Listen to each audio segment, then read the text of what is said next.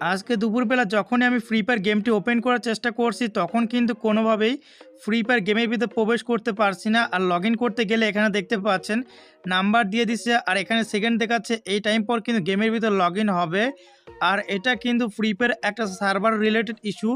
অনেকে মনে করতে পারেন আইডি হয়তো বা ব্যান হয়ে গেছে বা অন্য কোনো সমস্যা হয়েছে, না তেমন কোনো সমস্যা হয়নি।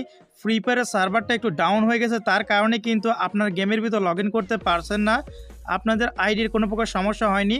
তো এখন কথা হচ্ছে এই সমস্যার সমাধান কিভাবে করবেন সেটা কিন্তু আমি আপনার জানিয়ে দিব। আর এখানে দেখতে পাচ্ছেন সেকেন্ডটা চলে যাওয়ার পরে কিন্তু লগ ইন হচ্ছে না। এদিকে আমার মোবাইলে কিন্তু ফুল 4G নেটওয়ার্ক আছে, তারপরে কিন্তু এই সমস্যা হচ্ছে। তো এই সমস্যা কিন্তু আপনারা সমাধান করতে পারবেন না যতক্ষণ না ফ্রি ফায়ার এটা ঠিক করে দিচ্ছে, ততক্ষণ কিন্তু সমাধান করা যাবে না।